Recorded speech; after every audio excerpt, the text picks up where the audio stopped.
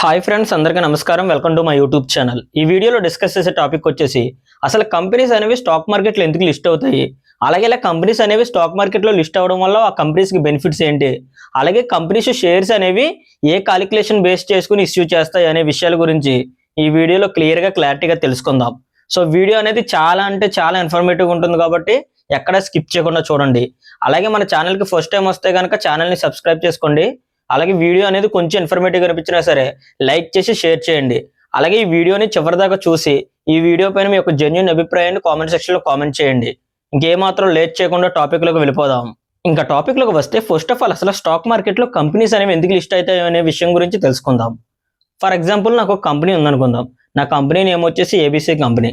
అయితే నా కంపెనీలోని ప్రొడక్ట్స్ అనేవి జనాల్లో బాగా పాపులర్ అయ్యి మంచిగా సేల్స్ అనేవి జరిగి నా కంపెనీ అనేది బాగా గ్రోత్ అయ్యి నాకు మంచి ప్రాఫిట్లు అనేవి వస్తున్నాయి. అయితే ఇలా నా కంపెనీ యొక్క బిజినెస్ అనేది మంచిగా రన్ అవడం వల్ల నేను ఇంకా నా కంపెనీని ఎక్స్పాండ్ చేద్దాం అనుకున్నాను. అంటే ప్రతి ప్లేస్లోని నా కంపెనీ అనేది పెట్టి నా కంపెనీకి సంబంధించిన ప్రొడక్ట్స్ అనేవి సేల్ చేసి ఇంకా మంచిగా ప్రాఫిట్లు అయితే ఎర్న్ చేద్దాం అనుకున్నాను. అయితే నా కంపెనీని నేను ఇలా ఎక్స్పాండ్ చేయాలంటే కనుక నాకు డబ్బులు కావాలి. అయితే నాకు డబ్బులు కావాలంటే నాకు ఉండే ఆప్షన్స్ ఏంటంటే, ఒకటి బ్యాంక్కి వెళ్ళి లోన్ తీసుకోవాలి, రెండు ఎవరి దగ్గరికి వెళ్ళి అప్పు తెచ్చుకోవాలి. ఫస్ట్ ఆఫ్ ఆల్ బ్యాంక్కి వెళ్ళి లోన్ తీసుకుంటే కనుక నా కంపెనీ అనేది నేను వరల్డ్ వైడ్గా లేదా ఇండియా వైడ్గా ఎక్స్పాండ్ చేద్దాం అనుకుంటున్నాను కాబట్టి కొన్ని కోట్ల డబ్బులు అయితే నాకు కావాలి. అయితే నేను ఇన్ని క్రోర్స్ ఆఫ్ అమౌంట్ అనేది బ్యాంక్ నుంచి తీసుకుంటే కనుక బ్యాంక్కి నేను ఇంట్రెస్ట్ అనేది పే చేయాలి. సో ఇంత అమౌంట్ మీద అంతంత ఇంట్రెస్ట్లు నేను పే చేస్తే కనుక ఒకవేళ నేను నా కంపెనీని ఎక్స్పాండ్ చేసినా నాకు వచ్చే ప్రాఫిట్లన్నీ ఇలా నేను ఇంట్రెస్ట్లు పే చేసుకోవడానికి సరిపోతుంది. సో బ్యాంక్కి వెళ్ళి లోన్ తీసుకునే ఆప్షన్ అనేది నాకు కరెక్ట్ కాదు. అలాగే నెక్స్ట్ వేరే వాళ్ళు ఎవరి దగ్గరికి నేను వెళ్ళి అప్పు తీసుకోవాలి. అయితే ఎన్ని కోట్ల రూపాయలు అనేది అప్పు తీసుకోవడం ద్వారా వాటి మీద కూడా మనం ఇంట్రెస్ట్ అనేది పే చేయాలి. మళ్ళీ ఆ అమౌంట్ అనేది మళ్ళీ వాళ్ళకి రిఫండ్ అయితే చేయాలి. అంటే మళ్ళీ వాళ్ళకి ఆ అమౌంట్ అనేది తిరిగి ఇవ్వాలి. సో ఇది కూడా నాకు కరెక్ట్ ఆప్షన్ కాదు. ఎందుకంటే ఇంట్రెస్ట్లు అనేది అంతంత పే చేయడం ద్వారా నాకు వచ్చిన ప్రాఫిట్లు అనేవి అలా ఇంట్రెస్ట్లు పే చేయడానికి సరిపోతుంది. సో ఇది కూడా నాకు కరెక్ట్ ఆప్షన్ కాదు. అయితే నాకు ఉండే వన్ అండ్ ఓన్లీ ఆప్షన్ ఏంటంటే నా కంపెనీని స్టాక్ మార్కెట్లో లిస్ట్ చేయడం. అయితే మీకు ఇక్కడ డౌట్ రావచ్చు, మరి అయితే స్టాక్ మార్కెట్లో లిస్ట్ చేయడం ద్వారా మీరు ఎలా ఇంట్రెస్ట్లు పే చేసి మళ్ళీ డబ్బులు అనేది తిరిగి వెనక్కి ఇవ్వక్కర్లేదా అని. ఇవ్వక్కర్లేదు. ఎందుకంటే ఫస్ట్ ఆఫ్ ఆల్ మనం స్టాక్ మార్కెట్లో మన కంపెనీని లిస్ట్ చేయడం ద్వారా మన కంపెనీకి సంబంధించిన షేర్స్ అనేవి డైరెక్ట్గా పబ్లిక్గా ట్రేడ్ అవుతాయి. అంటే మన కంపెనీలో కొంత భాగాన్ని పబ్లిక్ ఇచ్చేస్తాము. ఆ పబ్లిక్ అనే వాళ్ళు దాన్ని కొనుక్కొని వాళ్ళ డబ్బులు అనేది మనకి ఇస్తారు. సో ఆటోమేటిక్గా మన కంపెనీకి సంబంధించిన కొంత భాగాన్ని పబ్లిక్ ఇస్తున్నాం కాబట్టి మళ్ళీ మనకు వాళ్ళకి ఏం తిరిగి ఇవ్వక్కర్లేదు. ఒకవేళ మన కంపెనీ అనేది బాగా గ్రో అయ్యి మంచిగా ప్రాఫిట్లు ఎర్న్ చేస్తే కనుక వాళ్ళకి ప్రాఫిట్లు వస్తాయి. లేదా మన కంపెనీ అనేది లాస్లోకి వెళ్తే కనుక వాళ్ళకి లాస్ వస్తుంది. ఇంకా క్లారిటీగా చెప్పాలంటే వాళ్ళు కూడా మన కంపెనీలో పార్ట్నర్షిప్లో అంటోళ్ళు. సో అందుకనే స్టాక్ మార్కెట్లో కంపెనీస్ అనేవి లిస్ట్ చేస్తూ ఉంటారు. ఇలా లిస్ట్ చేయడం ద్వారా పబ్లిక్ అనేవాళ్ళు డైరెక్ట్గా వాళ్ళ మనీ అనేది మనం కంపెనీస్లో పెడతారు. సో అప్పుడు ఆటోమేటిక్గా ఆ ఫండ్స్ని మనం యూస్ చేసుకుని మన కంపెనీని ఎక్స్పాండ్ చేసుకోవచ్చు. అలాగే మన కంపెనీకి ఉన్న అప్పులు తీర్చుకోవచ్చు. అలాగే మన కంపెనీలో ఉన్న ఇంకా టెక్నాలజీని ఇంప్రూవ్ చేసుకోవచ్చు. సో ఈ విధంగా మనం ఆ మనీ అనేది యూస్ చేసుకోవచ్చు. ఒకవేళ మన కంపెనీ అనేది మంచిగా పర్ఫార్మ్ చేస్తే కనుక వాళ్ళకి ప్రాఫిట్లు వస్తాయి, మనకి ప్రాఫిట్లు వస్తాయి. అదే లాస్లోకి వెళ్తే కనుక వాళ్ళకి లాస్ వస్తుంది, మనకి లాస్ వస్తుంది. సో ఓవరాల్గా వాళ్ళు కూడా మన కంపెనీలో పార్ట్నర్షిప్లో అంటోళ్ళు. సో అందుకనే స్టాక్ మార్కెట్లో కంపెనీస్ అనేవి లిస్ట్ చేసి ఫండ్స్ అనేవి తీసుకుని కంపెనీ డెవలప్మెంట్కి యూజ్ చేసుకుంటారు. సో అందుకని ప్రతి ఒక్కరు స్టాక్ మార్కెట్లో వాళ్ళ కంపెనీస్ అనేవి లిస్ట్ చేస్తూ ఉంటారు. అయితే ఇలా స్టాక్ మార్కెట్లో ఏ కంపెనీ పడితే ఆ కంపెనీ లిస్ట్ అయిపోవడం వల్ల ఫండ్స్ అయితే వచ్చేవి పబ్లిక్ నుండి. ఎందుకంటే ఫస్ట్ ఆఫ్ ఆల్ మనం పబ్లిక్కి నమ్మకం అనేది క్రియేట్ చేయాలి. అంటే మన బ్రాండ్ అనేది బిల్డ్ చేసుకోవాలి. అంటే పలానా కంపెనీ అంటే మంచి కంపెనీరా, దాంట్లో కనుక మనం ఇన్వెస్ట్మెంట్ చేస్తే కనుక మనకు కూడా రిటర్న్స్ వస్తాయి అనే బ్రాండ్ అనేది మనం క్రియేట్ చేయాలి. అంతే తప్ప నార్మల్గా ఇప్పుడు ఫర్ ఎగ్జాంపుల్ టాటా కంపెనీ ఉంది, నా కంపెనీ ఏదో నార్మల్ది ఏబీసీ కంపెనీ అని ఉంది. జనాలు ఎక్కువగా దేంట్లో ఇన్వెస్ట్మెంట్ చేయడానికి ఎక్కువ ఇంట్రెస్ట్ చూపిస్తారు? ఆటోమేటిక్గా టాటాయే. ఎందుకంటే టాటా అనేది మంచి బ్రాండ్, మంచి నమ్మకంగా ఉంటుంది. సో అందుకని ప్రతి ఒక్కరూ ఆ టాటాలో ఇన్వెస్ట్మెంట్ చేయడానికే ఎక్కువగా వెళ్తారు. నాలాంటి కంపెనీని ఎవరు పట్టించుకోరు. సో అందుకని ఎప్పుడైనా సరే మార్కెట్లోని మనము మన కంపెనీకి సంబంధించిన బ్రాండ్ అనేది బిల్డ్ చేసుకోవాలి.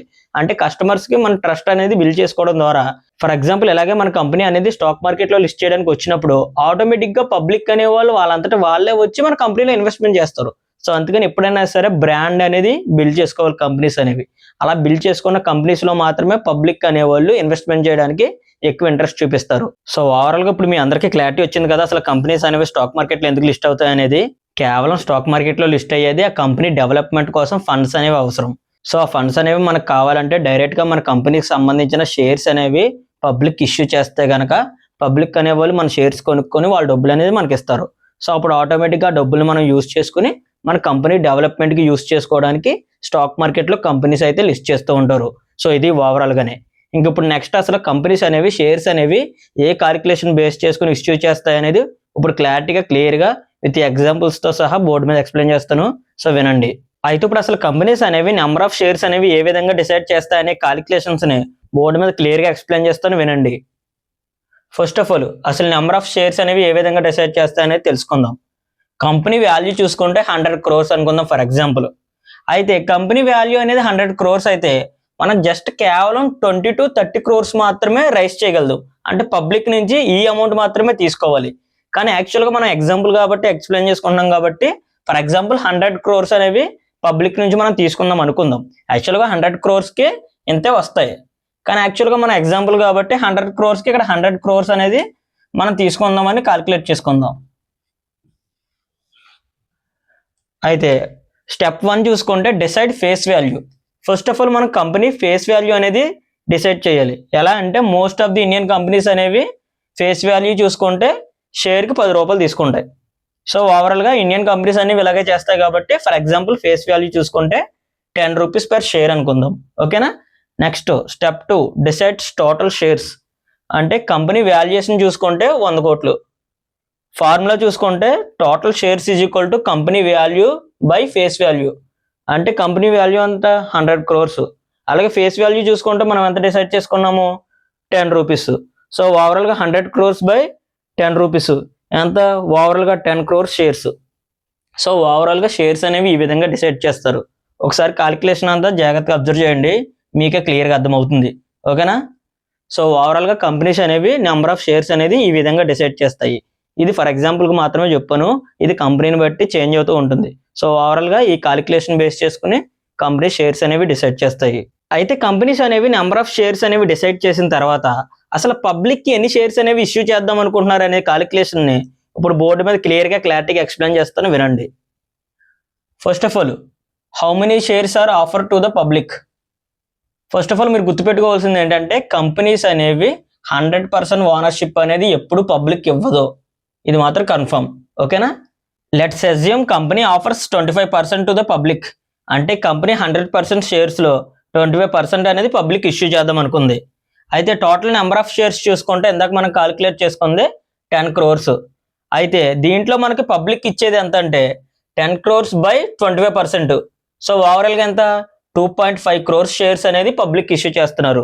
సో ఓవరాల్గా పబ్లిక్ ఇచ్చే క్యాలిక్యులేషన్ అనేది ఈ విధంగా క్యాలిక్యులేట్ చేస్తారు. అయితే ఈ పర్సంటేజ్ అనేది కంపెనీకి కావాల్సిన ఫండ్స్ని బట్టి కంపెనీ గ్రోత్ని బట్టి వాళ్ళు డిసైడ్ చేసుకుంటారు.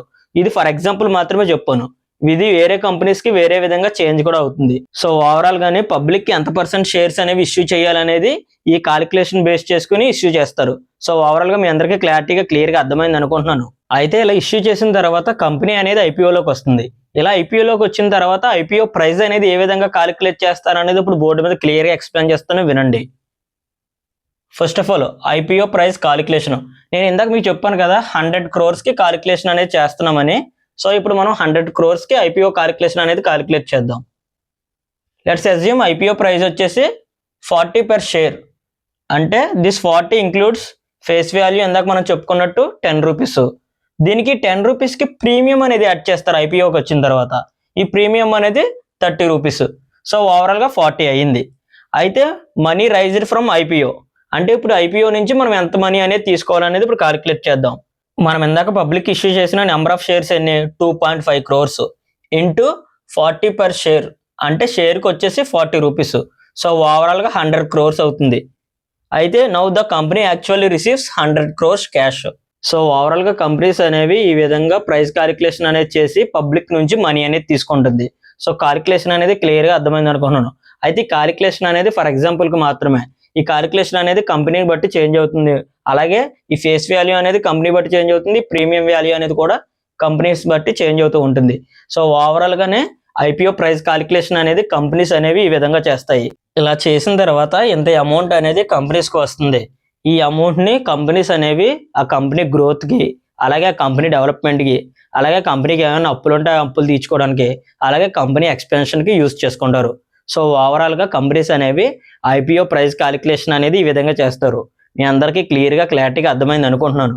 అయితే ఇలా కంపెనీ అనేది ఐపీఓ ద్వారా మార్కెట్లో లిస్ట్ అయిన తర్వాత ఆ కంపెనీకి సంబంధించిన ఓనర్షిప్ అనేది ఏ విధంగా ఉంటుంది అనేది ఇప్పుడు చూద్దాము. అలాగే నెక్స్ట్ ఐపీఓ ద్వారా కలెక్ట్ అయిన మనీని కంపెనీస్ అనేవి ఏ ఏ ఫ్యాక్టర్స్ కి యూస్ చేస్తాయి అనేది కూడా ఇప్పుడు క్లియర్ గా బోర్డు మీద ఎక్స్ప్లెయిన్ చేస్తాను, వినండి. First of all, ownership after listing అంటే కంపెనీ అనేది మార్కెట్లో లిస్ట్ అయిన తర్వాత ఓనర్షిప్ పర్సంటేజ్ అలాగే హోల్డింగ్ పర్సంటేజ్ అనేది ఏ విధంగా ఉందో ఇప్పుడు చూద్దాము. ఫస్ట్ ఆఫ్ ఆల్, ప్రమోటర్స్ చూసుకుంటే వాళ్ళ యొక్క హోల్డింగ్ పర్సంటేజ్ చూసుకుంటే 75% అనేది ఈ ప్రమోటర్స్ అనే వాళ్ళు హోల్డ్ చేస్తున్నారు. అలాగే నెక్స్ట్ పబ్లిక్ ఇన్వెస్టర్స్ అంటే కంపెనీ అనేది మనకి షేర్స్ అనేది ఇష్యూ చేసింది కదా, మన యొక్క హోల్డింగ్ పర్సంటేజ్ చూసుకుంటే 25% ఉంటుంది. సో ఓవరాల్ గా పర్సంటేజ్ ఎంత ఉన్నా ఇద్దరము కంపెనీకి ఓనర్స్ అవుతాము.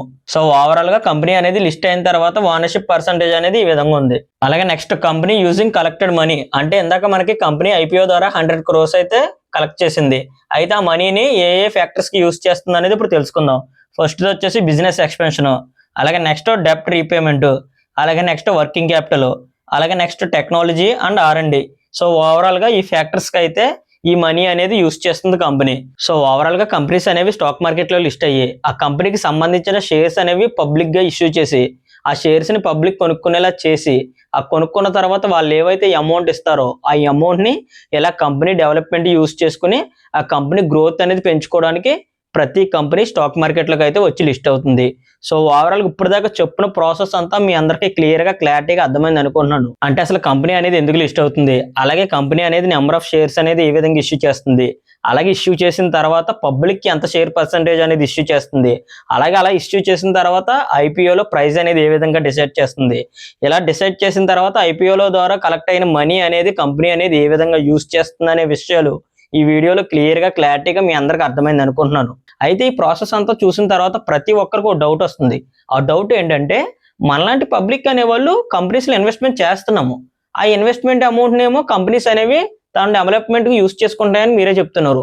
మళ్ళీ అమౌంట్ అనేది మళ్ళీ మనం వెనక్కి తీసేసుకుంటున్నాం కదా, మరి అలా అయితే మన అమౌంట్ అనేది వాళ్ళు ఏ విధంగా యూస్ చేసుకుంటున్నారు అనే డౌట్ ప్రతి ఒక్కరికి వస్తుంది. ప్రతి ఒక్కరికి స్టాక్ మార్కెట్ నేర్చుకునేటప్పుడు ఫస్ట్ డౌట్ వచ్చేది ఇదే, ఏంటంటే కంపెనీ అనేది మనం ఇన్వెస్ట్మెంట్ చేసిన అమౌంట్ అనేది యూస్ చేసుకుంటుంది అంటున్నాము. అయితే మనం ఇన్వెస్ట్మెంట్ చేసినప్పుడు మళ్ళీ వెనక్కి తీసేసుకుంటున్నాం కదా, మరి అలాంటప్పుడు వాళ్ళకి ఫండ్స్ ఎలా వెళ్తాయి, అలా డెవలప్మెంట్ ఎలా చేసుకుంటారు, అసలు కంపెనీ గ్రోత్ అనేది ఎలా అవుతుంది, అసలు కంపెనీస్ అనేవి వాళ్ళ అప్పులు అనేది ఎలా తీర్చుకుంటారు అనే డౌట్ ప్రతి ఒక్కరికి ఉంటుంది. అయితే ఈ డౌట్ ని నేను నెక్స్ట్ వీడియోలో క్లారిటీగా with example and with logic తో ఎక్స్ప్లెయిన్ చేస్తాను. ఓకేనా?